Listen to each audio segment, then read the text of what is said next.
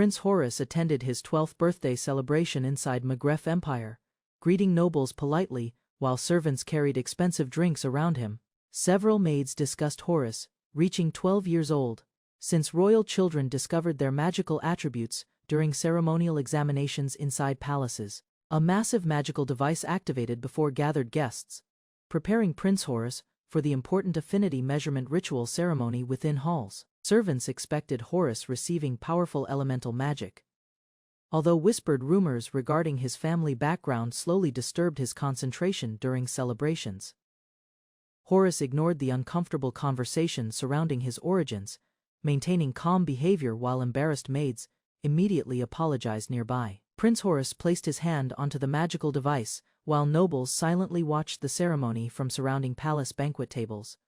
The examiner announced Horus possessed sand affinity, causing nearby nobles and servants immediately lowering their expectations toward the young prince. Horus noticed strange reactions spreading across the hall, while confused guests avoided eye contact and whispered quietly behind distant tables. Countless mocking voices filled Horus's thoughts, claiming sand magic lacked value, while insulting his birth from a concubine mother repeatedly. Horus cried silently, after hearing cruel rejection from his father, realizing his royal position completely collapsed during that painful ceremony. Prince Horus wandered across the desert alone, remembering humiliating insults while accepting exile from the Magreth Empire silently afterward. He questioned whether different magic could change his fate. Although he still believed sand abilities possessed hidden potential somewhere, Horus became angry remembering his brother's insults, then decided surviving inside deserts perfectly matched his unusual sand magic abilities. He calmed himself and immediately focused on survival, summoning magical tools while deciding locating water remained his highest priority. Activated sand sense. Horus carefully beneath surrounding dunes, eventually discovering underground water and successfully controlling flowing sand using magic. Horus controlled surrounding sand waves happily, realizing exile actually provided perfect conditions for developing his unusual magical abilities independently. Laughed confidently as he surfing across moving sand. Understanding desert environments strengthened his powers far beyond normal expectations greatly.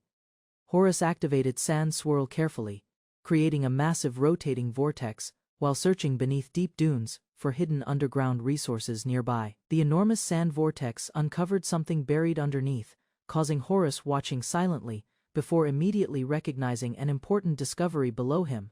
Horus secured fresh water successfully, then decided constructing a permanent home inside the desert became his next important objective. Horus activated sandcastle magic carefully, causing massive sand structures rising upward, while surrounding desert terrain shifted continuously nearby. Smiled proudly as enormous castle walls formed successfully, transforming empty desert land into his personal stronghold, completely alone. The completed sandcastle stood firmly across the desert, impressing Horus while giant towers overlooked endless dunes surrounding everything nearby.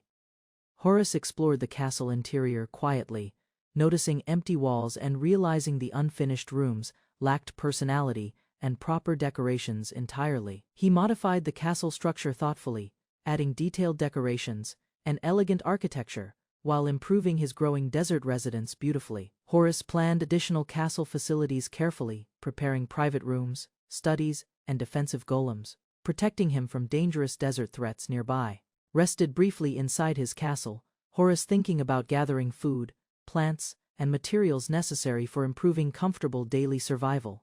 Horus activated sand sense again while lying exhausted, deciding searching surrounding deserts could provide useful supplies and animal resources nearby. He detected unusual movements beneath distant dunes, causing him stopping quietly, while carefully analyzing strange reactions through surrounding desert terrain, realized somebody collapsed nearby, while dangerous creatures surrounded the location, forcing him preparing immediately for possible trouble ahead. Horus rushed across moving sand waves after detecting danger nearby, discovering monsters surrounding an unconscious traveler and frightened animal companion. Several goblins prepared attacking the trapped traveler, while terrified animals struggled helplessly beneath aggressive creatures surrounding their exhausted owner nearby. The goblins charged forward recklessly across desert terrain, attempting overwhelming the helpless traveler before unexpected resistance suddenly interrupted their violent attack.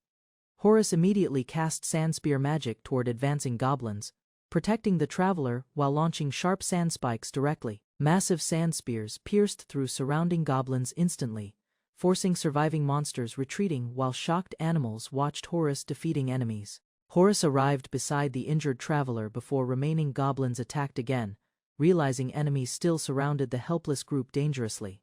The goblins circled around Horace carefully, attempting distracting him together while searching opportunities attacking the frightened traveler and exhausted animal. Horace created powerful sandstorm and sand ring spells simultaneously, trapping advancing goblins inside violent swirling sand attacks across battlefield terrain. The spinning sand attacks smashed surrounding goblins completely, allowing Horace safely approaching the traveler and frightened animal resting nearby peacefully.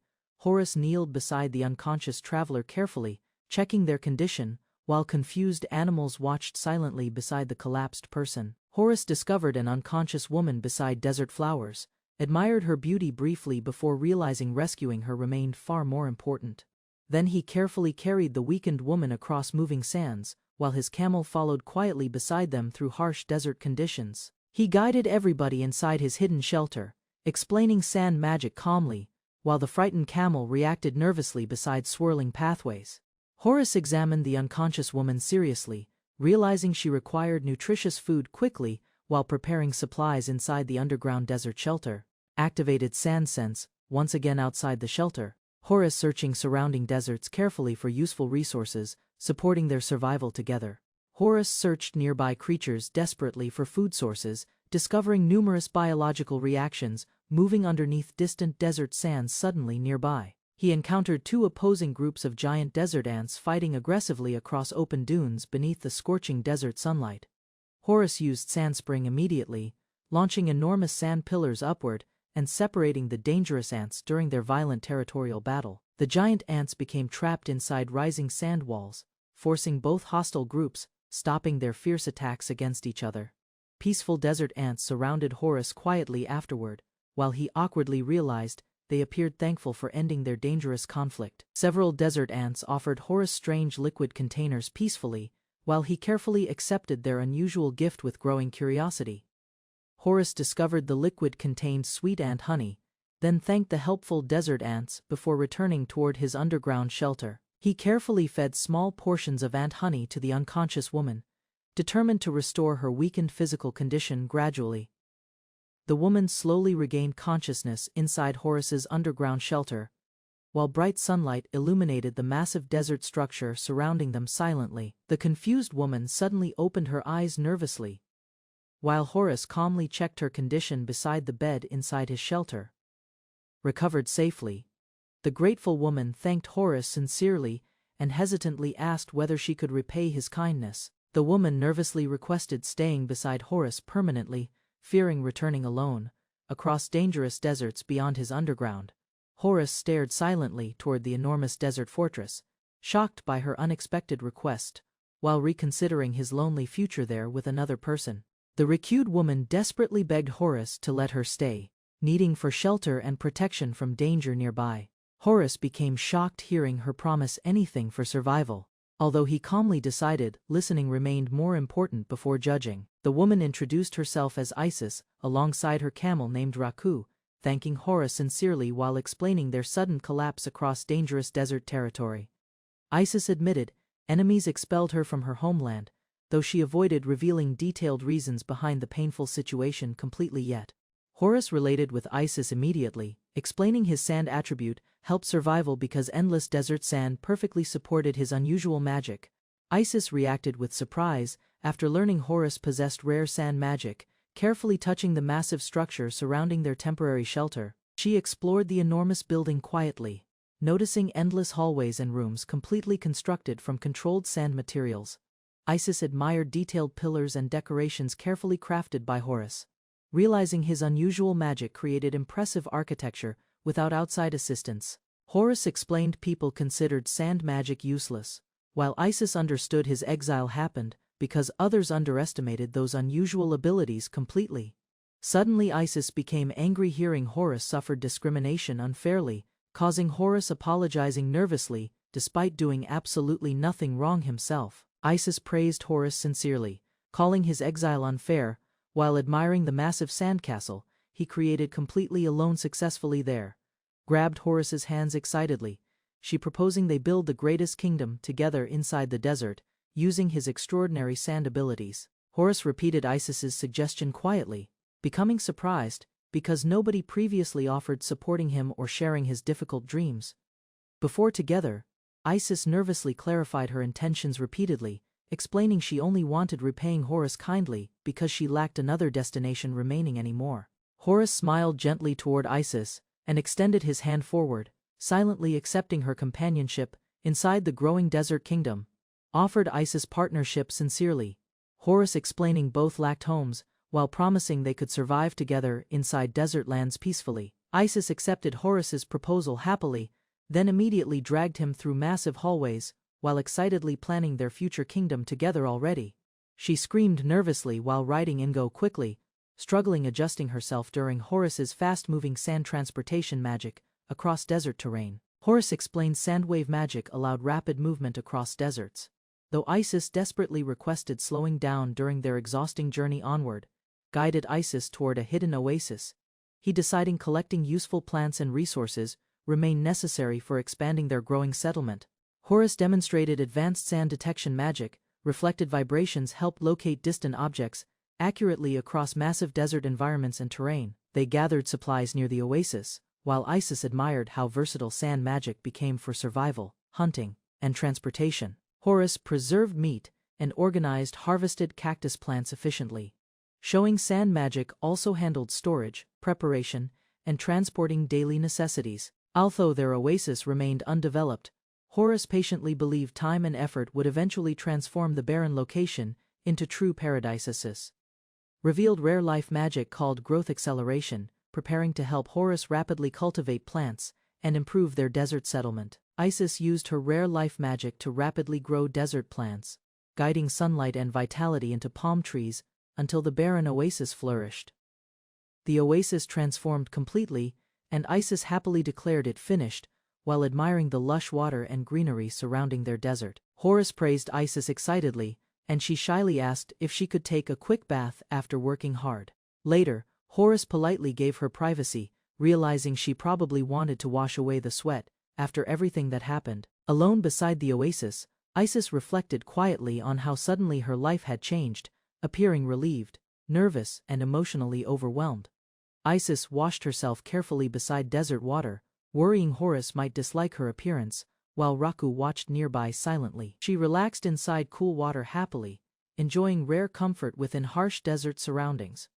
Isis asked Raku what could properly repay Horus, wondering nervously whether boys expected special rewards from grateful rescued women afterward. She decided repaying Horus remained extremely important, proudly stretching inside the water while planning meaningful gratitude toward her life-saving benefactor. Horus panicked uncontrollably after imagining Isis bathing nearby, desperately forcing inappropriate thoughts away while sweating heavily inside his temporary shelter. Horus imagined Isis shyly wanted to repay his kindness, but suddenly he heard a scream from the bath area. Isis asked Horus about the giant honey ants, accidentally exposing herself, while attempting explaining dangerous creatures suddenly surrounded. She froze completely from embarrassment during the awkward misunderstanding, struggling desperately to explain herself, while Horus remained equally shocked nearby silently. Horus loudly denied seeing anything inappropriate, while Isis hurriedly covered herself after the honey ants unexpectedly interrupted her peaceful bath.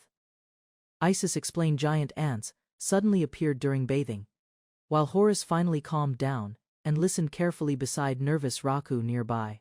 Horus failed understanding the giant ants completely, while nearby creatures repeatedly shouted strange noises, attempting communication. Isis guessed the ants wanted guiding them somewhere important, causing Horus agreeing carefully before following the unusual desert creatures together. Horus and Isis reached a massive underground ant nest, discovering towering structures hidden beneath distant desert sands for many years. The pair explored spacious tunnels carefully while Horus realized enormous underground chambers previously remained undetected beyond his magical sensing abilities completely. Horus discovered an injured giant ant inside deeper tunnels, while smaller ants desperately gathered nearby requesting immediate assistance. from confused visitors. Deep underground, Horus and Isis entered an enormous chamber resembling a grand palace carved carefully beneath endless desert sands long ago. A honey ant guided surprised visitors respectfully toward their queen, thanking Horus and Isis sincerely for traveling across dangerous tunnels together. The elegant honey ant queen introduced herself formally, explaining she oversaw the underground colony. While welcoming both travelers warmly inside peacefully, Horus and Isis nervously introduced themselves. Shocked hearing intelligent ants speaking clearly, while mysterious desert creatures watched nearby, silently, with curiosity. Horus crossed endless desert dunes beside ant escorts, accepting cooperation requests, while Isis quietly observed their dangerous surroundings ahead. The honey ant queen explained worsening conflicts against iron ants, requesting Horus accompany representatives before underground warfare expanded further dangerously. Honey ant queen begged Horus for magical assistance against iron ants, while Isis watched his thoughtful expression silently nearby carefully. Horus considered improving honey ant combat abilities because their colony recently entered harsh deserts without understanding nearby threats completely yet. He proposed exchanging magic and combat support for honey supplies, leading the grateful ants toward mutual cooperation immediately inside tunnels. Horus guided them across enormous desert dunes, while explaining his surprise regarding their organized underground civilization structure peacefully there. Isis praised Horus's sand magic, while Honey Ant Queen admired his combat techniques, believing their alliance would strengthen both colonies greatly. The group finally reached a towering mountain fortress, where iron ants guarded entrances carefully across the silent desert territory nearby. Iron ant soldiers noticed approaching visitors while Horus calmly prepared powerful magic, causing nearby ant companions visible nervousness. Immediately there, unleashed great sand wave against enemy forces, Horus creating massive flowing dunes which overwhelmed iron ant defenses instantly nearby. Horus prepared another attack while guiding Isis and Honey Ant Queen deeper inside dangerous iron ant territory, carefully through tunnels. Several iron ant soldiers charged aggressively toward Horus, but his sandbind magic immediately trapped their heavy bodies completely there. Horus observed defeated enemies, deciding temporary neutralization remained sufficient without causing unnecessary destruction inside enemy territory. The group entered sturdy underground passages where Horus examined unusual walls, discovering iron ant colonies depended upon iron sand materials heavily. Horus touched glowing iron sand curiously, considering ways controlling valuable resources could support kingdoms while benefiting allied ant colonies equally. Horus touched iron sand walls carefully, while Isis watched amazed, realizing his magic could control unusual underground materials. Captured remaining iron ants using controlled iron sand, Horus preventing dangerous attacks while protecting nearby companions safely inside tunnels. The group followed enormous underground passages, deeper underground, discovering larger chambers hidden beneath sturdy iron ant territory structures. Horus noticed unexpected visitors approaching underground halls, learning the Honey Ant Queen personally traveled there, alongside several attendants, unexpectedly. The powerful Iron Ant King appeared upon a massive throne, while the Honey Ant Queen requested peaceful discussions regarding both colonies. The Iron Ant King rejected peaceful negotiations immediately, causing the Honey Ant Queen confusion. Dark killing intent surrounded the throne room as the Iron Ant King threatened every visitor with violent hostility repeatedly there.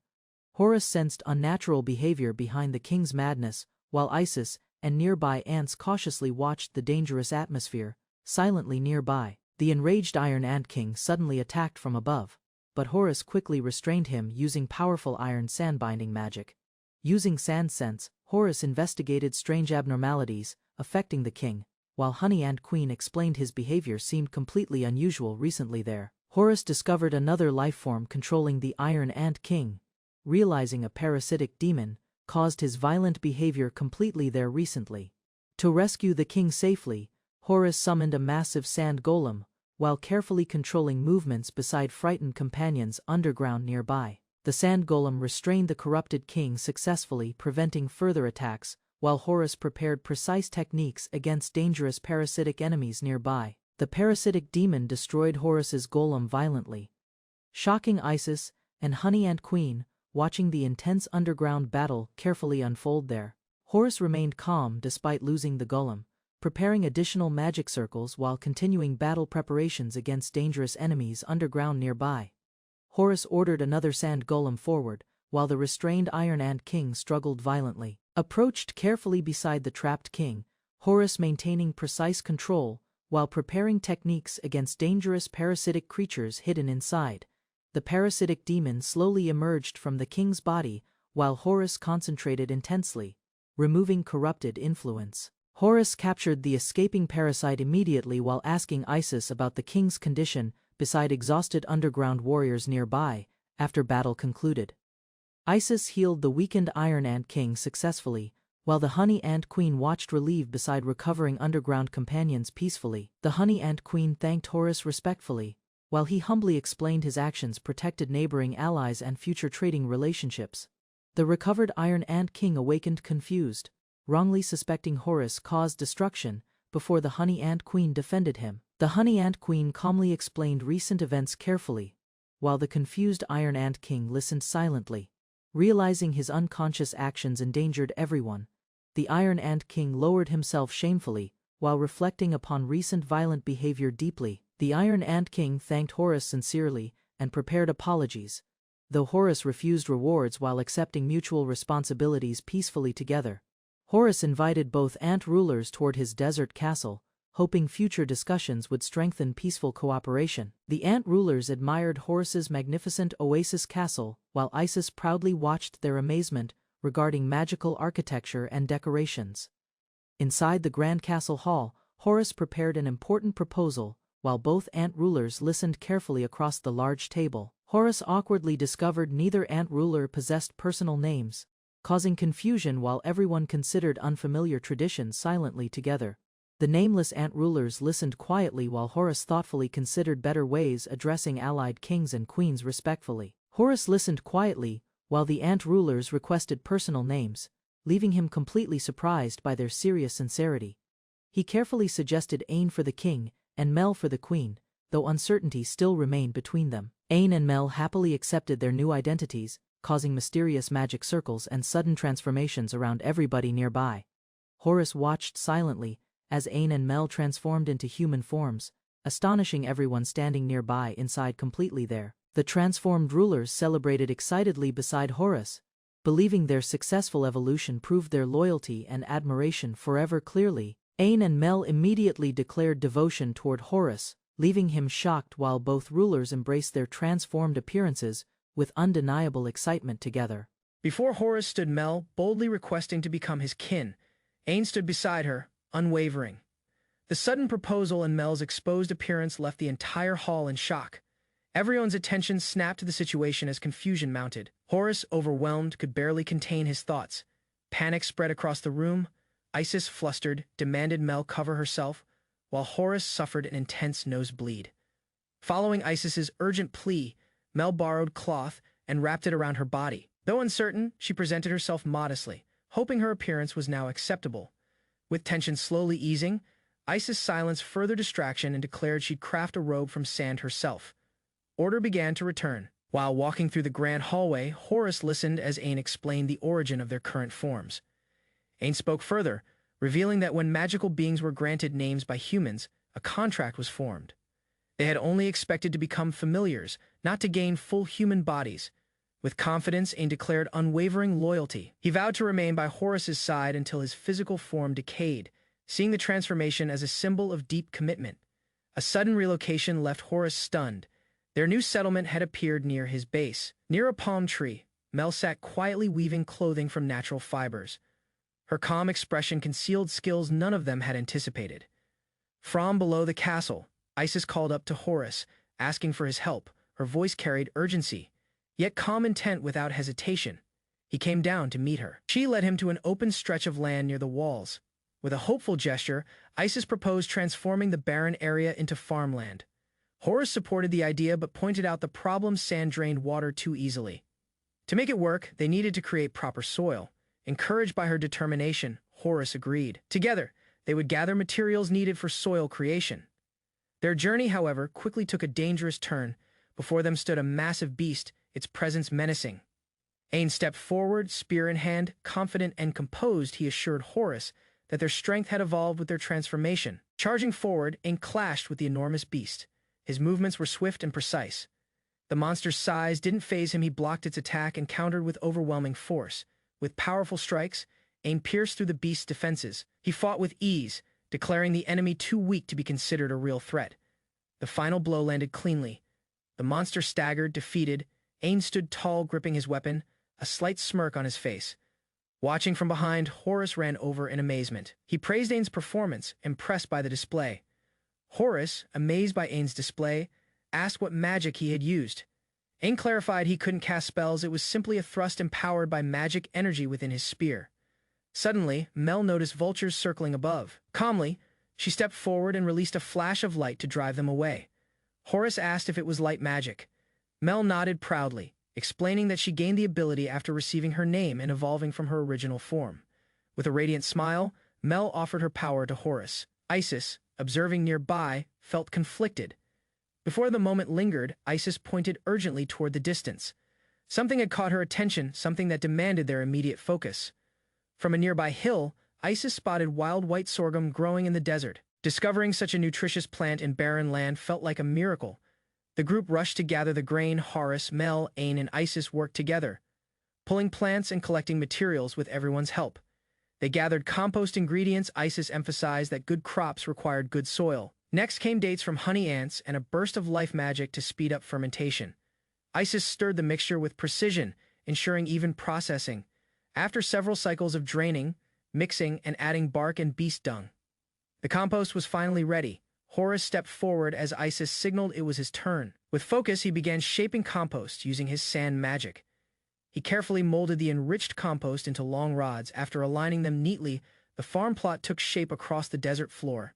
Looking at the result, Horus asked for confirmation.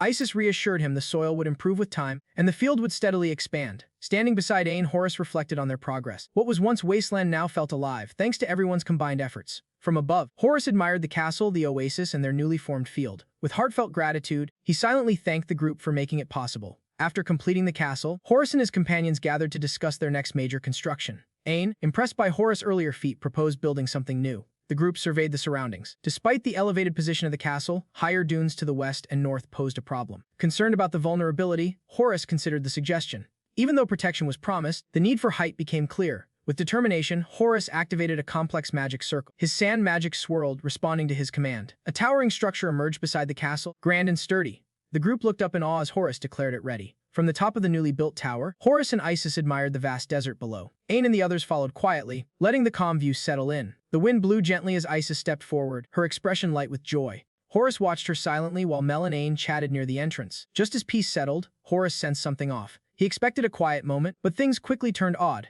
A large bird descended without warning, grabbing Raku and lifting her into the sky. The group panicked instantly. Horus shouted out as Raku was carried off into the sky by a massive bird. Feathers scattered around the tower as panic swept over the group watching from above. Without hesitation, Horus leapt from the balcony. He responded immediately, shouting back that everything would be fine as he fell toward the ground. While descending at high speed, he unleashed his magic. He scanned the sky, noting the bird's position. The sand carried him swiftly across the desert surface, getting him nearly beneath the target with sharp focus. Horus summoned a massive pillar from the ground. The structure shot upward, startling the bird mid-flight and interrupting its grip on Raku. With precision and force, Horus unleashed a massive magic attack. As Raku slipped from the stunned creature's grip, panic returned. Horus rushed forward, arms extended, but the fall had already begun. His eyes widened at the sudden drop. Horus reacted instantly, summoning another sand pillar.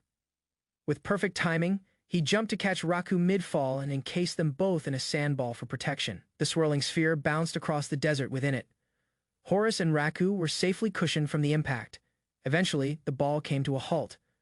Horus opened his eyes, relieved to see Raku unharmed beside him. Horus and Raku discovered the shimmering ground was composed entirely of gold dust.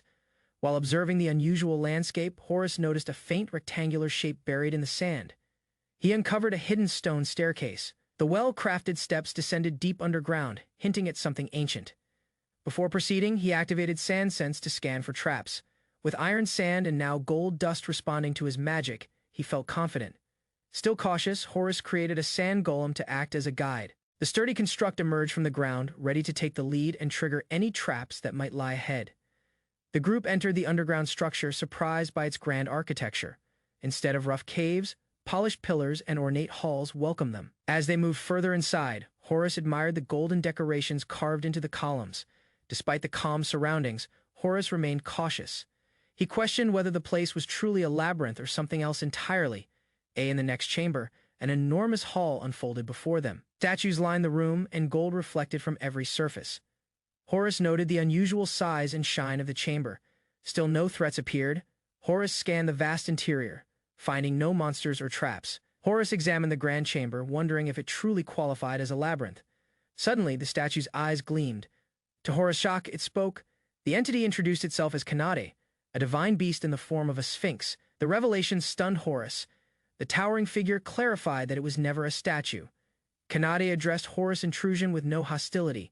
She explained that most people lose themselves in the wealth outside, while her master rarely received respectful visitors. Horace apologized for his assumption. Attempting to excuse himself politely, Horace turned to leave.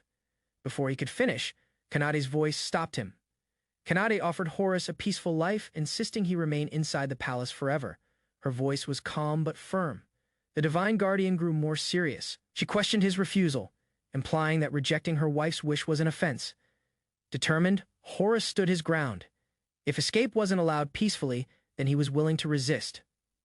From the ceiling, golden spikes began to descend. Kanade explained the rules. He must correctly answer her wife's question before the heavenly gold struck the floor. Horace took a deep breath. He accepted the condition, knowing he had a chance if allowed to think. A dark figure posed a question, surrounded by scrolls naming cruelty, greed, cowardice, and compassion. Each concept reflected opposing truth: kindness that harmed, desires that never ceased, doubts that led to eternal sorrow. Without hesitation, Horace responded. He calmly declared the answer. Humans, to him. Time allowed careful thought, not despair. The mysterious observer listened in silence. A faint smirk tugged at his lips, signaling restrained amusement. Suddenly, the hall echoed with laughter. The man burst into laughter, startling everyone with its unexpected volume and intensity. Stepping forward, he clarified the reason for his outburst, not mockery, but surprise at Horace's composure. The man questioned Horace's swift reply, his tone calm but tinged with curiosity. Horace simply sighed. Unbothered, Horace stated he didn't find the question difficult. To him, it was human nature. Acknowledging Horace's insight, the man explained that others before had failed not due to ignorance, but pride. People were bound by status and appearances, unable to speak freely. Yet, Horace had spoken plainly. Suddenly, a brilliant light erupted across the room. Horace shielded his eyes, stunned by the shift before he could react further. An unexpected sight caught him off guard. Horace stood frozen as a mysterious woman appeared, casually questioning if that was all. Her presence was commanding. He asked why she had taken a human form. Calmly, she explained she was a divine beast, capable of much more, stretching out across the floor. She mused on her form's appeal. While heavy, it seemed popular with human males. Noticing his silence, she leaned forward. Teasingly, she offered him a choice. Did he prefer smaller ones, or perhaps wanted to touch? Overwhelmed, Horace stammered. His mind reeled from the absurdity.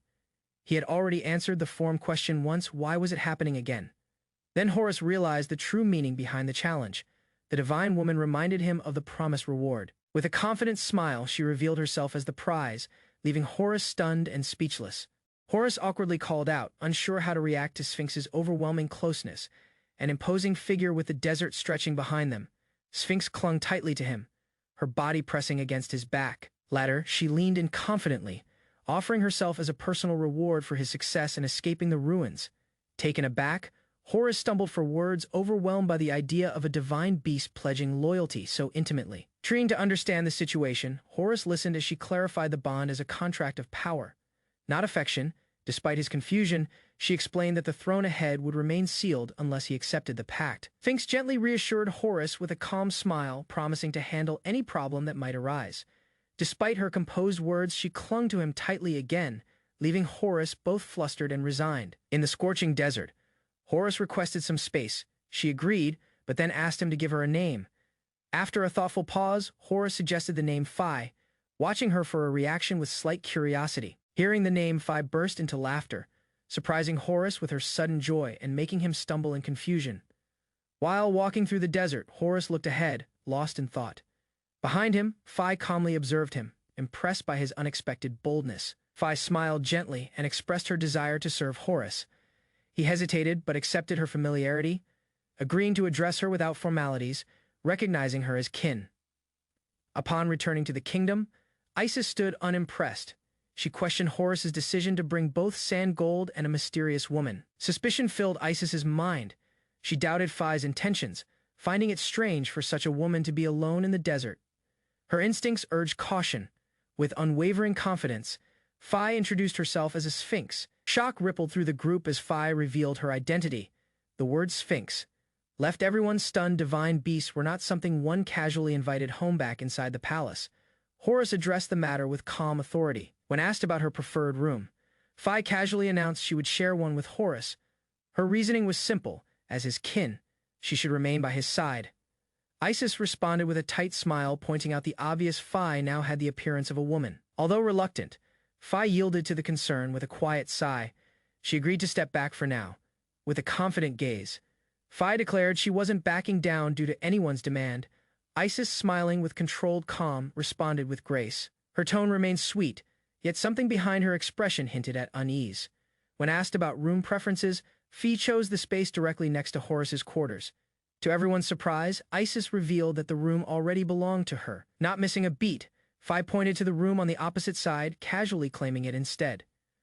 Horus could only nod along awkwardly, unsure how to diffuse the tension. Standing face to face, Isis extended a hand of civility. "Let's get along, Phi." Sparks flew not from hostility. Under the moonlight, Horus smiled in relief, watching Isis and Phi's tension cool. To his surprise, they seemed to be getting along, at least on the surface. Later, Horus collapsed onto his bed, overwhelmed by the day's events. Between building the tower, rescuing Raku, and Phi becoming his kin, exhaustion finally caught up to him. As he drifted off, thoughts of exploration and securing food for the kingdom filled his mind. That peace didn't last. He slowly opened his eyes, realizing something heavy was resting on him. Startled, Horus shouted in panic. Phi, unfazed, greeted him casually with a sly smile. She whispered, "Too bad, you're already awake." Isis burst into the room, startled to find Horus and Phi in a compromising scene. Horus sat frozen while Phi remained casually atop the bed, entirely unbothered by the intrusion. Stretching with a yawn, Phi dismissed the situation without hesitation. Outrage replaced Isis's confusion. Her voice rose as she called out Phi's name, clearly unconvinced. The tension crackled, one side amused, the other completely fed up. While relaxing in the water, Mel complained about the boredom of staying behind.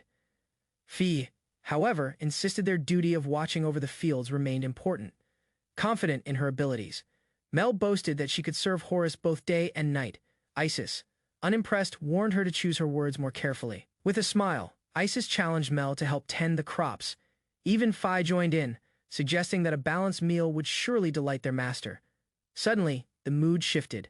As one girl urged calm, another approached, demanding why they were still bathing. Despite her concern, Isis quietly believed Horus would manage just fine. Far across the desert, a powerful force erupted from the sands, sending waves of sand crashing forward at high speed. Horus stepped forward with focus, unleashing a complex spell circle to counter the approaching enemy force. Ain stood ready beside him. With a commanding voice, Horus raised a barrier of compressed particles. An iron sand wall surged upward to intercept the blow. The explosion landed just short of them. Horus leapt back to safety, breathing heavily as sand and heat blasted outward. Another strike came without warning. Reacting instantly, Horus summoned a wave of sand to shield himself against the impact. Struggling to regain composure, Horus admitted the creature's overwhelming power. Ain, surprised as well, hadn't anticipated such a threat either. Ain identified the creature as a sand turtle mole, enhanced unnaturally by feeding on quartz deposits scattered across the region. The monster roared with power, glowing ominously. Alarmed, Horus rapidly invoked multiple layers of the iron sand wall for defense. A massive energy beam surged outward from the beast, spreading wide across the battlefield and shaking the desert. Everyone panicked as the destructive wave closed in.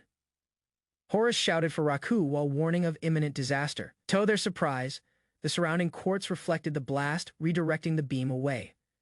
Realization dawned. Horus saw an opening. Horus devised a new defense. He reinforced a sand wall with iron, coated it in gold, and layered quartz on top to form a reflective shield. Positioning the structure, he declared it a makeshift mirror barrier, confident it would bounce the next beam back. As the sand turtle mole fired again, the energy collided with the mirror.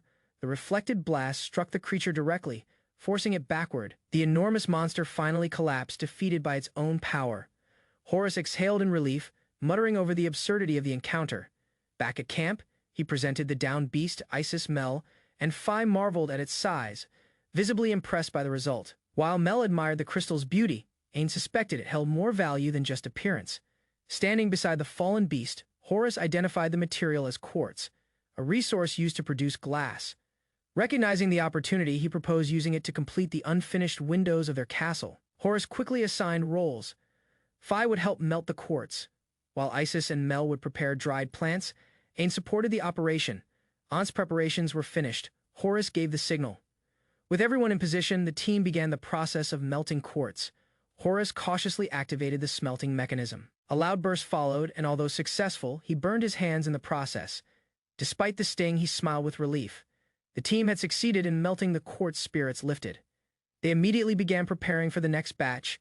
Installation of the glass panes went smoothly. Horus inspected the windows, satisfied with how the castle now looked. Gathering everyone, he expressed gratitude for their teamwork.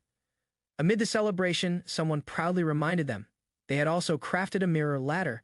Isis admired their new mirror inside the hall. Though rough around the edges, it served its purpose well, another small step in building their kingdom. Phi rushed over in a panic, claiming something had gone wrong with her body. Horus froze in shock at her dramatic concern. Mel calmly explained the situation, reassuring Phi that what she experienced was normal. Ain interjected, comparing his own lack of change, drawing a jab from Phi. Caught in an awkward moment, Horus frantically defended himself to Isis, insisting he hadn't seen anything inappropriate. Curiosity shifted. Ain questioned Isis directly about her own condition. While trying to explain the difference, Mel described what breasts were, prompting a misunderstanding. Without much tact, Ain pointed out that Isis lacked any noticeable development, unintentionally provoking her anger. Horus braced for the fallout. Isis yanked Ain's hand in frustration after his tactless comment.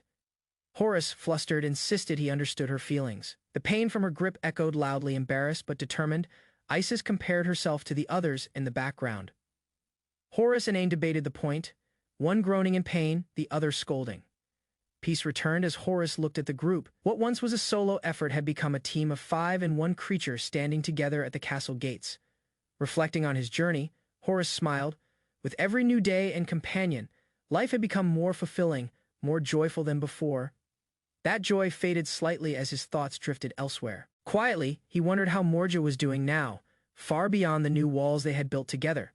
A lone traveler crossed the endless dunes, her cloak heavy with sand and exhaustion. Every step sank deeper into the scorching terrain.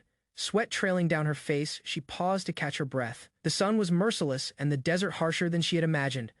Pulling back her hood, she revealed herself Morja Magrev, a noble unprepared for the reality before her.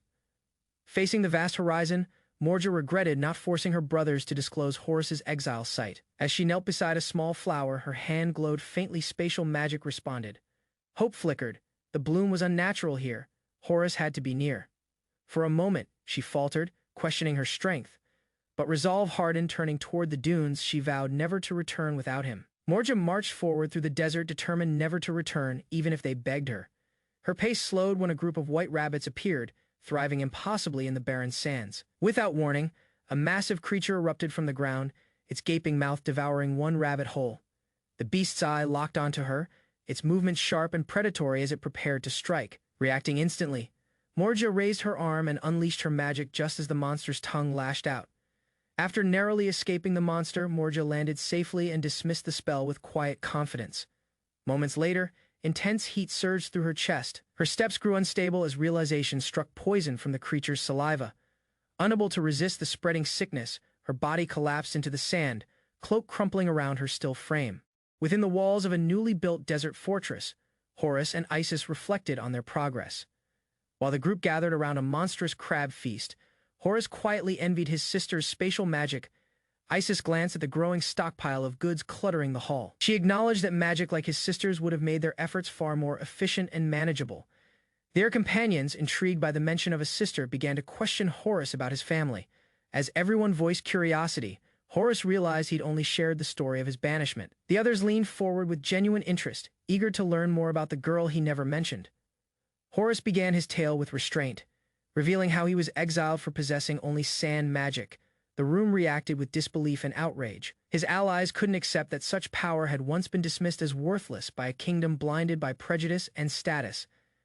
Isis reflected on how only Morja had seen Horus's potential. Others noted how unlike the royal family she seemed, leading Horus to believe she inherited their mother's gentler nature. He gazed quietly at a flower in his hand, lost in thought. Morja's memory lingered as he wondered silently whether she was safe or if she still remembered him. Suddenly, mechanical scouts returned, clicking and chattering with urgency. A scout reported grave news to Horus in the southwest desert. They had found a girl collapse. When asked to describe her, the scout mentioned twin braids and bright jewel. Like eyes, Horus froze mid, thought every detail matched the one person he couldn't forget, his sister, Morja. He listened anxiously as they explained the events. Morja had fought off monsters using teleportation, but was later paralyzed by poison and captured with goblin restraints. Realizing the danger, he compared it to Isis's past attack. Another scout confirmed they had a trail pheromones from the goblins could lead them straight to their den. Wasting no time, Horus ordered the group to move as they advanced through the desert. One of Horus's companions voiced concern about the strange restraints. She warned Horus to stay alert. Goblin Sand usually relied on traps, not abductions. While she smiled, her tone carried seriousness. In response, Horus reassured her with confidence. With calm focus, he manipulated sand magic between his fingers, showing he remained in control of his emotions and powers. Elsewhere, the rest of the group arrived at the edge of the canyon. They were surprised no monsters ambushed them. Facing the rugged rock formations, the party halted. One of them pointed toward the narrow path ahead. The scout guided Horus through narrow rock passages, pointing toward a hidden path just ahead. A wilted sandflower lay in the dust, stopping Horus in his tracks. Recognizing it immediately, he narrowed his gaze while others caught up, reassured by their presence. Holding the delicate bloom, Horus confirmed its origin. It was the exact flower he once sent Morja. Confidence surged through him, surrounded by his allies. He clenched his fists and declared her presence beyond the cliffs. Morja's name passed through his mind like a vow. Horus addressed the group firmly. Morja had been taken into the Goblin Sands domain. The group finally arrived at a grim entrance shaped like a beast skull, marking the Goblin Sands base. Despite the danger, Horus thanked his allies. Their presence had made it possible for him to pursue Morja. As Horus embraced one of the small creatures, a voice suddenly interrupted, calling his name. Confused, he turned toward the sound while the armored warrior looked on, hesitant to speak. Before anyone could clarify, the mood shifted awkwardly. One after another, the girls expressed a shared desire not for battle, but for Horus's attention, unsure how to react. Horus stood frozen internally. He questioned if all familiars truly craved affection. The goblins guarding the entrance barely had time to react as one of Horus's allies unleashed her spell. Goblins panicked and scattered as the impact sent several tumbling. Calmly observing the effect, the dark-haired woman stepped forward. Noting the enemy's disarray and their growing vulnerability near the cave, without hesitation, she raised her arm and directed her strength toward the canyon wall. The stone crashed down with a thunderous impact, sealing part of the goblin base. In response, goblins poured out in force, shouting wildly and wielding crude weapons.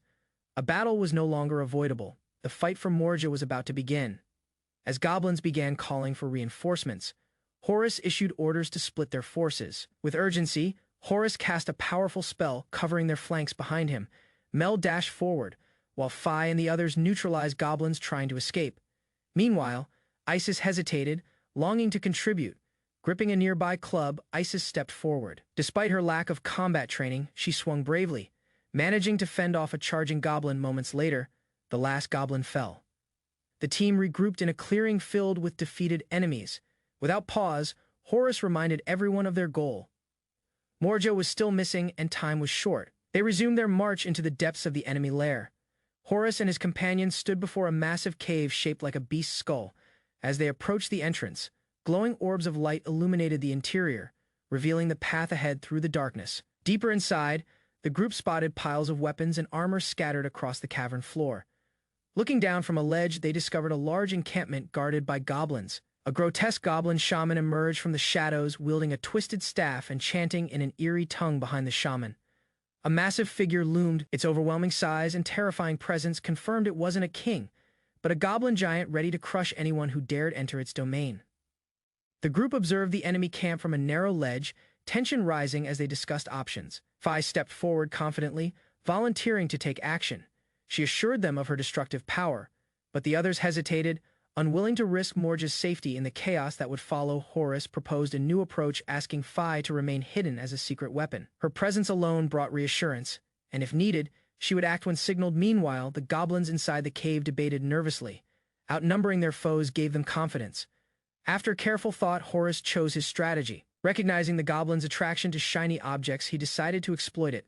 The golem burst into the goblin camp, swinging its fists wildly and scattering enemies in all directions. From the shadows, Horus watched the chaos unfold. With the distraction in place, it was now time to move closer to Morja. While hiding under a cloak with an ally, Horus was approached. She questioned his sudden movement, but he dismissed it as a routine check of the area before advancing. Mel, determined and focused, suggested closing in carefully. She wanted to approach without alerting the goblin shaman. After confirming the plan, a flashback revealed the team's earlier strategy discussion. They had prepared this infiltration method in advance. The rescue plan was carefully laid out. Phi and Ain would create a diversion using the golem, while Horus and Mel, concealed under a magical veil, would extract Morja during the chaos. With no objections from the team, the operation commenced. Everyone understood their role, and Mel gave a confident nod as the final agreement was reached. Mel launched the distraction spell, instantly scattering the goblins, but their stealth failed. A sudden blast from the shaman exposed Horus's position, drawing the attention of the massive goblin giant, who stepped forward with weapon raised. Reacting instantly, Horus summoned a thick iron sand wall to block the incoming attack. A blinding flash of light erupted across the cavern, disorienting the goblin shaman and giant. Using the opening, Horus dashed forward and swept Morja into his arms.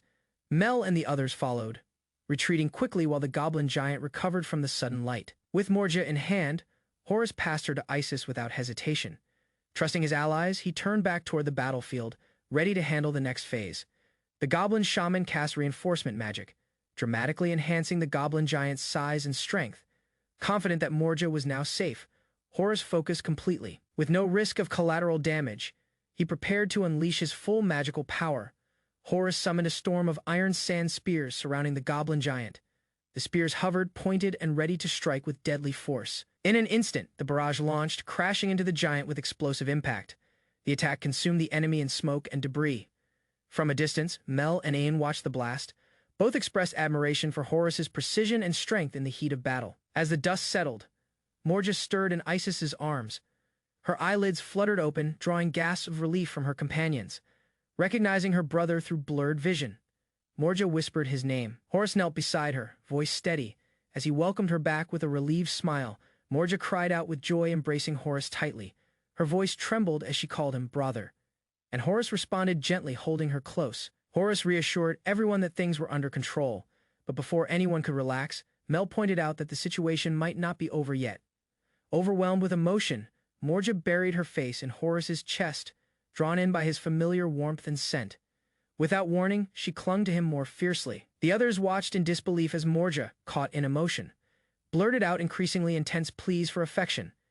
Though still in his arms, Morja locked eyes with another girl nearby. Her gaze turned sharp, clearly staking her claim with quiet determination. Isis stared in disbelief, heart pounding as she registered the sharp, hostile glare Morja cast her way, an unmistakable look of cold rejection. Morja questioned Horus calmly, then turned a judgmental gaze toward each of the women near him, labeling them with suspicion and veiled accusations. Taken aback by her outburst, Horus tried to explain. His comrades, including the armored warrior, reminded her they'd fought together to rescue her. Although she apologized politely, Morja clung tightly to Horus and declared without hesitation that she wouldn't give up her brother to anyone. As Horus stood still, wrapped in her arms, he wondered if the change in Morja came from solitude, hardship, or something deeper. Horus noticed the heavy shackles on the girl's wrists and realized how much they restricted her movements. He summoned a sand blade to strike the metal, but even with a direct hit, the chain remained unscathed, leaving both him and his allies stunned by its resilience. Another warrior stepped forward to help, but multiple attempts failed. Unable to break it through force, the group considered a different approach, and one of the women proposed trying to communicate with the cursed object to uncover its intentions or conditions. Even after their efforts, the shackle remained intact, responding with defiance as if amused by their struggle. The girl froze in shock as the shackle unexpectedly spoke aloud, declaring its ability to talk while she trembled in disgust. The sentient shackle took offense, grumbling about being given life only to be ridiculed. It rattled in protest as she recoiled further. Lady Fi explained her magic had given the shackle a temporary will, hoping it would unlock itself. The shackle began ranting endlessly about its purpose to lock, never unlock. Offering to switch hosts if allowed, refusing to sacrifice anyone else, the girl stepped forward, firmly rejecting the idea of a substitute. Her voice echoed with determination, refusing to let another suffer.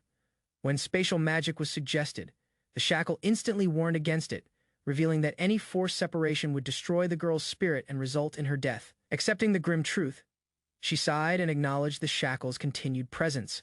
With a calm expression, she declared shackle as its name, dismissing the absurdity. The sentient object sarcastically accepted, though it grumbled about more fitting titles. Once the situation stabilized, the others proposed exploring the cave. Horace agreed quickly, realizing that valuable magical items could be inside, possibly even something capable of removing shackle, despite its grim warning not to expect anything. Morja paused as she noticed something odd. Horace was carrying the twin-tailed girl tightly on his back. Curious, she questioned the closeness between them inside the narrow cave. The group exchanged reactions, with some calling it inappropriate while others claimed it was perfectly normal between siblings. Locked in an intense gaze, the girl insisted on staying close, saying his attention should remain solely on her. Attempts to separate them failed as the girl firmly resisted, even when reminded of her benefactor. Although grateful for being saved, she made it clear her affections were unchanged. Holding Horace tightly, she declared that gratitude and emotion were separate matters entirely. Horace led his group into the dark, winding cave known as the Goblin's Nest. With each step, the scale of the cavern hinted at something more than just a simple den. A sudden sound stopped them. Horace turned sharply, ears straining. As they pressed on, the stench grew unbearable. Horace covered his nose and spotted iron bars embedded in the rock wall. Behind the bars, several children, beastkin among them, cowered. Without hesitation, Ain shattered the cage. Crystals and metal fragments rained to the ground. One girl shielded her face, unsure if this was rescue or another threat. Horace gently extended his hand toward the frightened girl, offering reassurance with a calm expression. Fear lingered in their eyes. The collars on their necks revealed the truth. These children were slaves. Zone Boy stepped forward, trembling with suspicion. He questioned their intent, unsure if this was a trap. Isis stepped in beside Horace, her voice firm and clear. She told them they came to help. The children hesitated, their instincts caught between distrust and desperation. Then Isis looked at them without judgment, silently waiting. Isis summoned healing magic and gently placed her hand over the wounded boy. A soft glow began to shine. The boy stirred awake, realizing his injury had vanished. The children watched in disbelief, unsure how to react. Horace asked if they could trust him, but the girl shouted back in anger and fear. Lifting her dress slightly, the girl revealed a cursed mark etched near her waist. Unlike the boy, she wasn't just collared, she was cursed. Anna the girl confirmed it bitterly. Their bodies had been magically altered to bear goblin children. In that moment, the curse seal began to break. A collar clattered to the ground. One of the women commented that the collars were outdated. Isis calmly prepared her healing magic. Determined to act, a glowing circle formed as she gently applied her spell to the cursed seal. Light pulsed over the marks. Suddenly, the collars detached and hit the ground with a clang. The curse had completely vanished. Isis smiled at the freed girls. Her companion confirmed the goblin's magic was erased and slavery had ended. The children gathered in relief, laughing, crying, unsure if this freedom was real, yet joy lit their faces.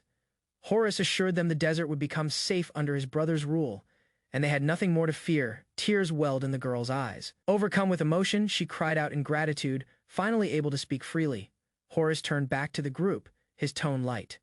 With a grin, he suggested resuming their treasure hunt. Surprised, the children questioned whether he had truly defeated the goblins. Their voices echoed with disbelief. Then Horace confirmed it casually, prompting the children to stare in awe. One called him, "Your Majesty." Overwhelmed by admiration, embarrassed, Horace scratched his back while another girl timidly thanked him, adding the royal title with sincere respect. While others praised Horace's achievements, one woman proudly listed his feats constructing a castle, taming divine beasts, and evolving monsters. As admiration built, Horace suddenly found himself pressed awkwardly against her, startled by the unexpected closeness and attention. Chaos followed. Horace panicked while children looked on, confused by the strange behavior between him and the woman. Unfazed, the woman pulled him in again, intensifying the situation. Horace shouted in embarrassment as tension peaked. Before it escalated further, others rushed in, shouting for fairness. A younger girl declared that looking after Horace was her job, while the others argued playfully around them.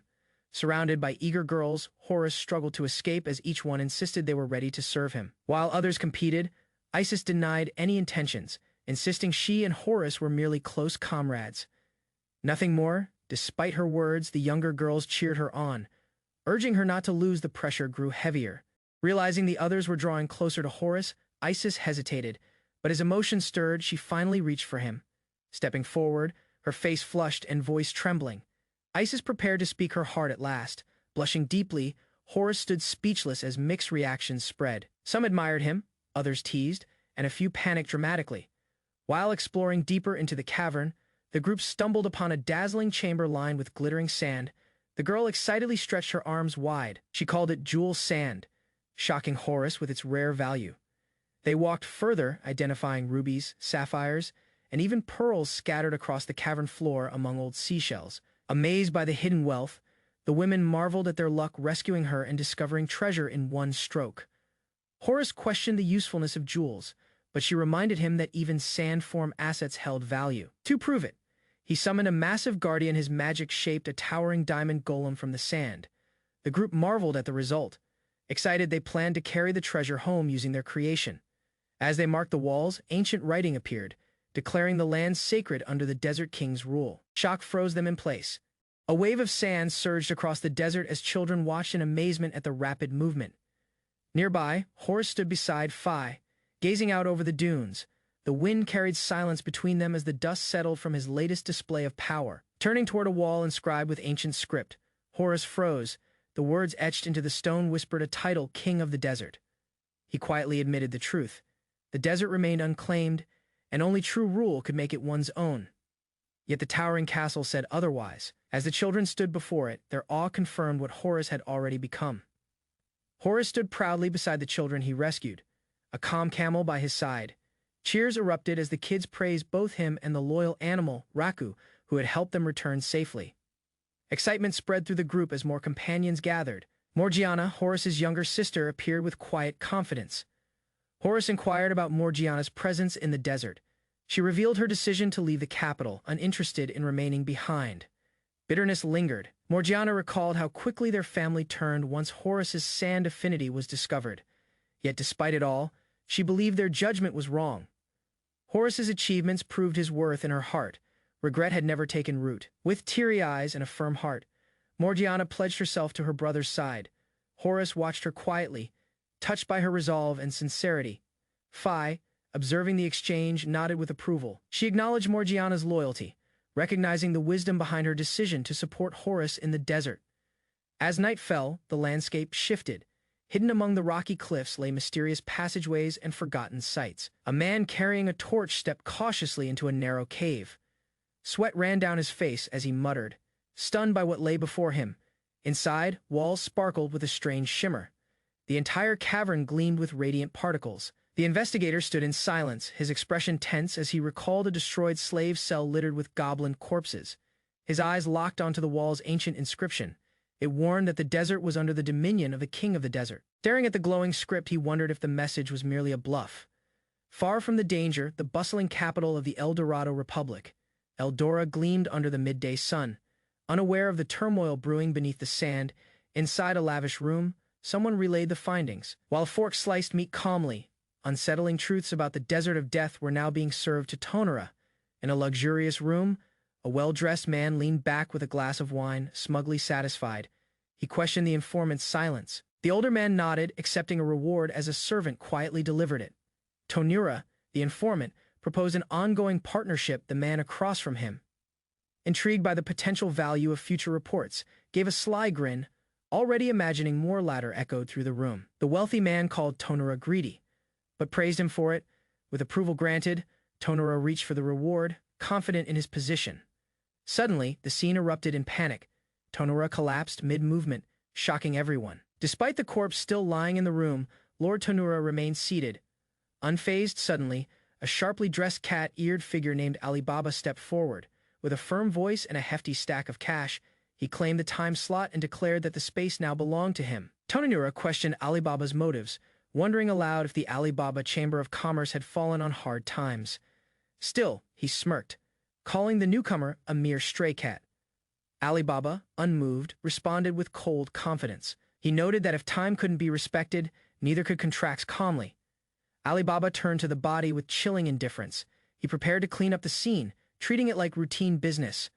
As dark magic cleaned up the room, Alibaba gave casual orders for food. While lounging on the sofa, Alibaba discussed the strange situation surrounding Tonura's death.